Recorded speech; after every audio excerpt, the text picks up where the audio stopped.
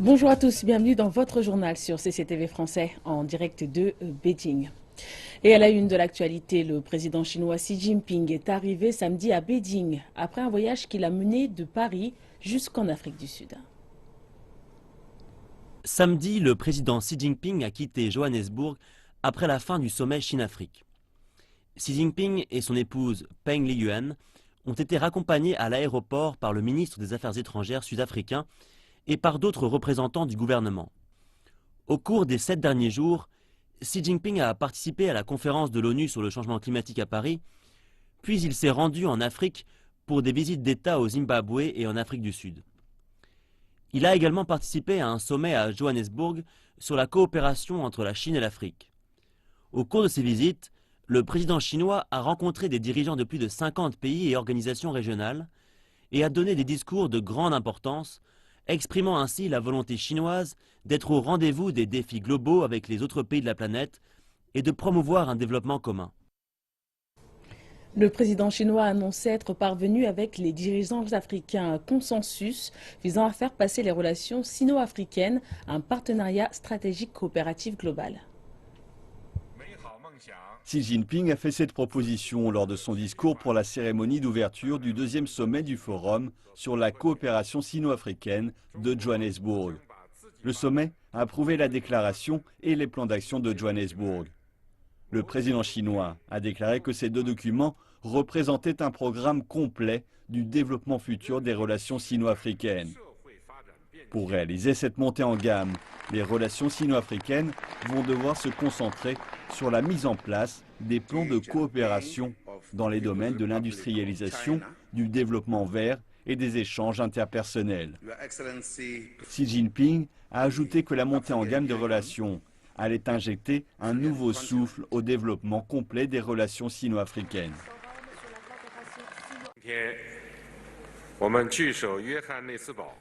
Aujourd'hui, nous sommes réunis ici à Johannesburg pour renouveler l'amitié sino-africaine sur le thème Chine-Afrique, progresser ensemble, coopération gagnant-gagnant pour un développement commun.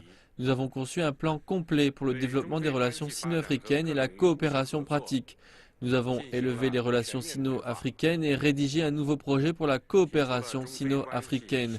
Nous avons également eu des échanges profonds et étendus et sommes parvenus à un consensus sur les questions internationales et régionales d'intérêt mutuel.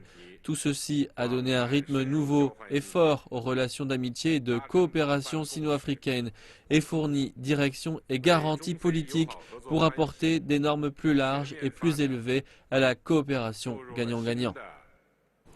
Le 5 décembre 2015, le ministre chinois des Affaires étrangères, Wang Yi, et la ministre sud-africaine des Relations internationales et de la coopération, Maïté Nkoana Mashabane, ont participé à une conférence de presse conjointe après la clôture du sommet de Johannesburg lors du forum sur la coopération Chine-Afrique en Afrique du Sud. S'exprimant à propos du choix de la croissance industrielle en tant que l'un des aspects clés de la nouvelle relation économique entre la Chine et l'Afrique, le ministre chinois des Affaires étrangères Wang Yi a indiqué que la Chine avait contribué en partie à la croissance de l'Afrique. Afin que l'Afrique rejoigne la communauté des pays développés, il faudrait favoriser sa propre capacité de développement industriel et économique indépendant. La ministre sud-africaine des Affaires étrangères, Nkoana Mashabane, a déclaré que son pays saluait l'annonce de la Chine de travailler avec les États africains sur l'industrialisation afin de faciliter la vision élargie de croissance du continent.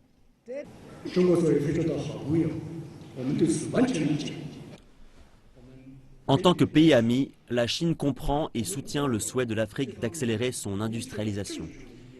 La Chine a la ferme volonté et la capacité d'aider les pays dans ce processus.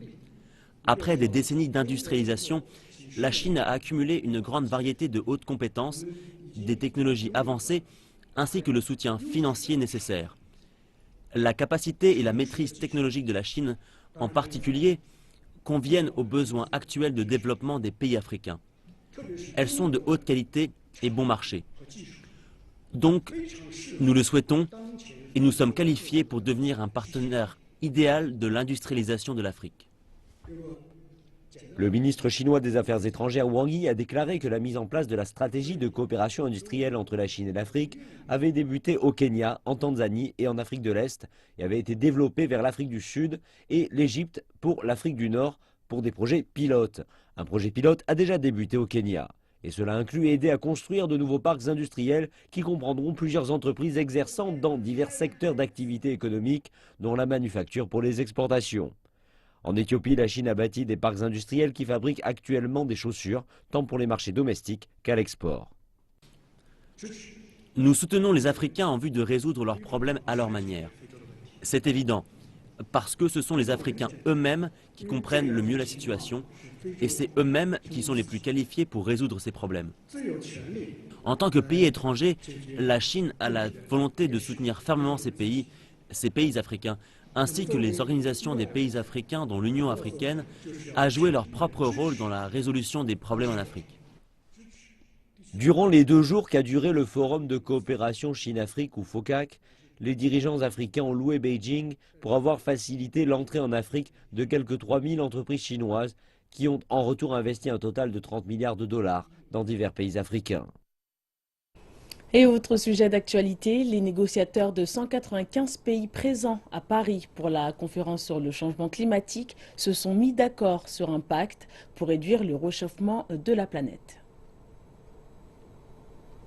Un projet d'accord sur le climat a été conclu. Après 4 années de pourparlers difficiles, les négociateurs de 195 pays ont finalisé un plan pour un pacte afin de réduire le réchauffement mondial. C'est une étape cruciale. Mais le projet est encore affecté par des centaines de questions non résolues. L'experte d'Oxfam de la politique sur le changement climatique dit que l'un des obstacles majeurs est encore la différence entre les rôles et les obligations des pays en développement et des pays développés.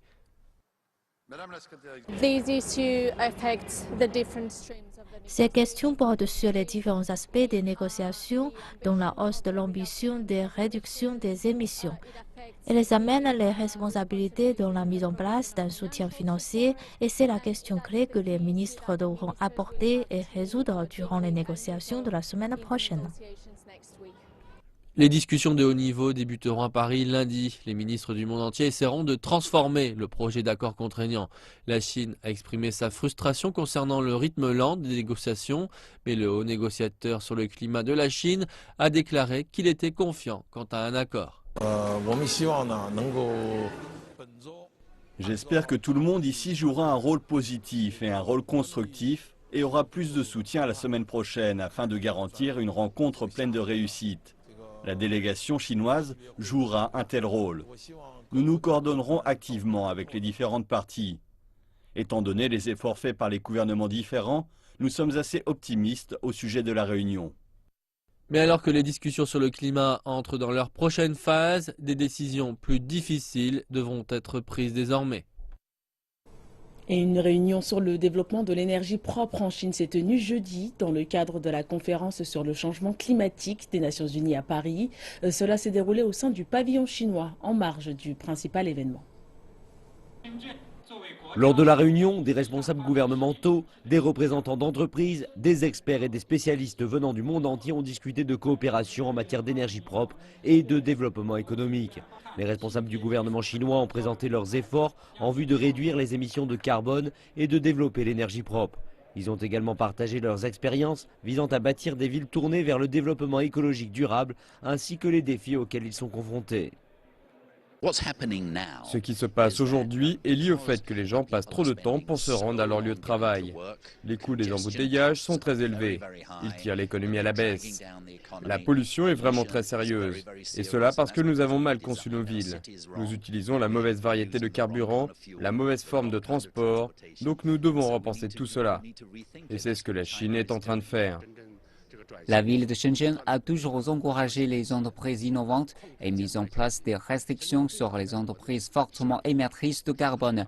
Et nous faisons partie des premières en Chine à avoir établi des standards d'émission.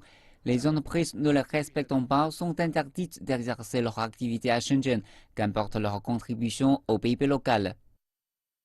C'est aujourd'hui la 30e journée internationale des volontaires.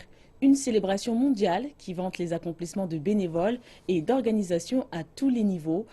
Pour marquer l'occasion, certains étudiants étrangers de Shanghai se sont rendus en banlieue de la ville dans un centre de soins pour s'occuper de personnes âgées. Orlando Mayugi, 19 ans, vient du Burundi et étudie le mandarin à l'université d'Onghua. Il est bénévole actif depuis quelques années. Cela l'a amené à enseigner à des enfants de zones rurales et à s'impliquer dans des activités environnementales. Ce matin, il a passé du temps dans une maison de repos à aider des personnes âgées qui y résident et qui y bénéficient d'un suivi médical. Orlando Mayugi a avoué être très excité par sa rencontre avec le plus vieux couple de Shanghai, constitué de Su Yun-xiang, 103 ans, et de Zhao Ta-mei, 104 ans. Je suis très content car c'était la première fois que je rencontrais des centenaires. C'était super. Quand ils se parlent, vous ressentez quelque chose, même si vous ne comprenez pas ce qu'ils disent. Vous ressentez quelque chose de profond. C'est ce qui est le plus important.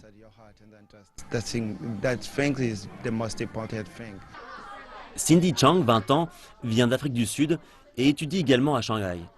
Aujourd'hui, c'est son premier jour en tant que bénévole. J'ai vécu en Chine quelques années et je pense que c'est mon devoir de donner en retour.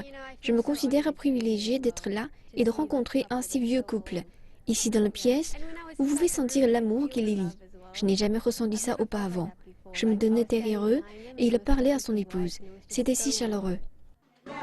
Des médecins se sont portés volontaires pour proposer des examens oculaires et sanguins aux 200 résidents de la maison de repos.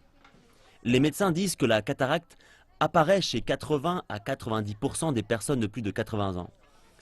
Ils rappellent qu'un traitement adéquat peut éviter à 90% des patients souffrant d'une cataracte de devenir aveugles. C'est pourquoi un suivi rigoureux des patients et de l'équipement est très important. C'est une tâche à long terme pour nous, pas seulement lors de la Journée internationale des volontaires. Nous travaillons avec des maisons de repos et des communautés pour assurer un suivi des personnes âgées et particulièrement pour celles qui ont dépassé les 80 ans. Shanghai compte plus de 1,5 million de bénévoles enregistrés et impliqués dans 15 000 organisations. Les autorités locales disent qu'elles réfléchissent à de nouveaux moyens de récompenser les bénévoles. Par exemple, en leur proposant une meilleure couverture sociale qui inclurait des examens médicaux, l'hospitalisation, une assistance juridique et une assurance. Merci de nous retrouver pour la deuxième partie de cette édition.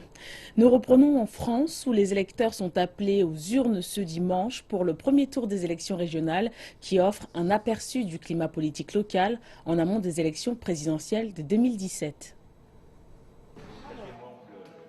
La sécurité sera renforcée dans le bureau de vote de Paris, la capitale qui était il y a 3 semaines seulement la cible d'attaques terroristes meurtrières. Les médias français prédisent que le Front National profitera de l'inquiétude liée à la crise des réfugiés en Europe. Les analystes estiment que le parti d'extrême droite est susceptible de gagner entre 1 et 6 régions sur les 13 concernées par le scrutin de dimanche.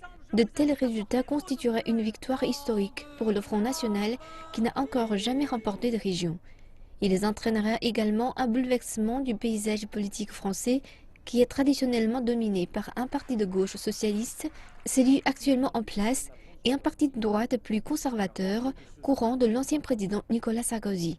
Selon plusieurs observateurs, le gain de popularité de François Hollande, qui résulte de sa gestion de la crise liée aux attentats de Paris, ne saurait enrayer la montée du Front National.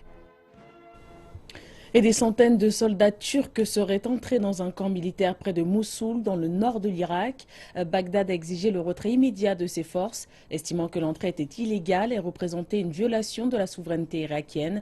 Mais le gouvernement turc a répondu que ces soldats avaient été envoyés dans le cadre d'une mission de formation de combattants en vue de lutter contre l'État islamique dans la région.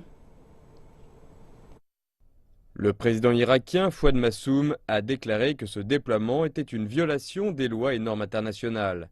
Il a ordonné que soient prises des mesures nécessaires pour protéger la souveraineté et l'indépendance de l'Irak.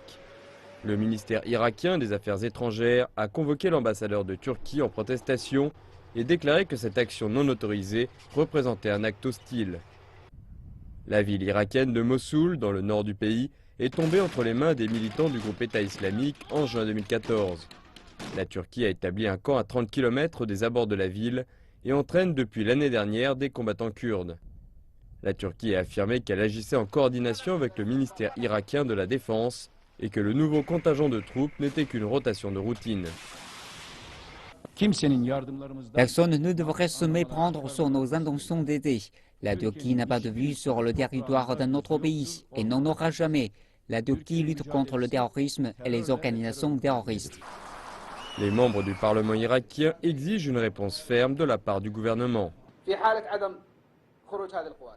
Si ces forces turques ne partent pas, elles sont suivies par d'autres forces, par les États-Unis, l'Arabie saoudite, le Qatar et les autres pays musulmans. Il s'agit donc d'un début et d'un test. Hakim al-Zamili estime également que l'Irak a besoin d'une coalition alternative à celle menée par les États-Unis contre le groupe État islamique, et la Russie est considérée comme la première option. Dans le même temps, les États-Unis ont affirmé être au courant de l'action turque, mais ont réfuté le fait que cela fasse partie des activités de la coalition. Le Premier ministre turc Ahmet Davutoglu a déclaré que son gouvernement faisait tout son possible pour contrôler les 900 km de frontières que le pays partage avec la Syrie. Il a ajouté que bien que la Turquie était responsable de maintenir ses portes ouvertes aux réfugiés, elle devait également s'assurer de maintenir la sécurité à sa frontière. Concernant nos 900 km de frontières avec la Syrie, nous avons une responsabilité éthique de recevoir des réfugiés. Nous avons aussi une responsabilité stratégique de nous assurer de la sécurité de la frontière. La Turquie porte le plus grand intérêt à empêcher les terroristes de traverser la frontière turco-syrienne ou tout autre type de problème qui pourrait surgir dans cette région. En réalité, nous sommes très fortement touchés en Turquie par les attaques terroristes menées par Daesh. Nous devons donc faire tout ce qui est possible pour contrôler cette frontière. Ahmet Davutoglu a annoncé que la Turquie mettait en place des barrières physiques le long de la frontière.